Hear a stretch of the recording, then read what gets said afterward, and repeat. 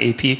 As far as I know, I was the first staffer to erase information from a story because we were threatened by Hamas, which happened at the very end of 2008. We had a great reporter in Gaza, a Palestinian, who had always been really an excellent reporter. We had a detail in a story. The detail was a crucial one. It was that Hamas fighters were dressed as civilians and were being counted as civilians in the death toll.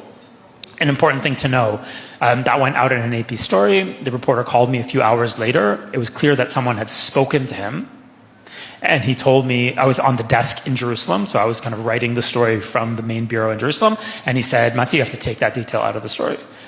And it was clear that someone had threatened him. I took the detail out of the story. I suggested to our editors that we note in an editor's note that we were now complying with Hamas censorship. I was overruled. And from that point in time, the AP, like all of its sister organizations, collaborates with Hamas censorship in Gaza. What does that mean? You'll see a lot of dead civilians and you won't see dead militants. You won't have a clear idea of what the Hamas military strategy is. And this is the kicker, the center of the coverage will be a number, a casualty number that is provided to the press by something called the Gaza Health Ministry, which is Hamas. And we've been doing that since 2008. And it's a way of basically settling the story before you get into any other information. Because when you put, when you say 50 Palestinians were killed and 1 Israeli on a given day, it doesn't matter what else you say.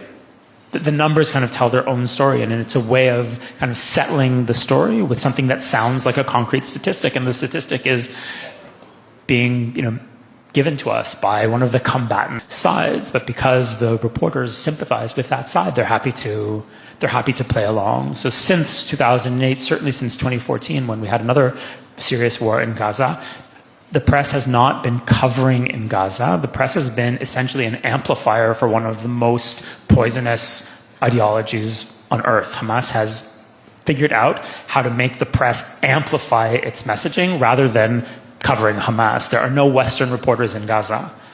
All of the reporters in Gaza are Palestinians, and those people fall into 3 categories. Some of them identify with Hamas. Some of them are intimidated by Hamas and won't cross Hamas, which makes a lot of sense. I wouldn't want to cross Hamas either.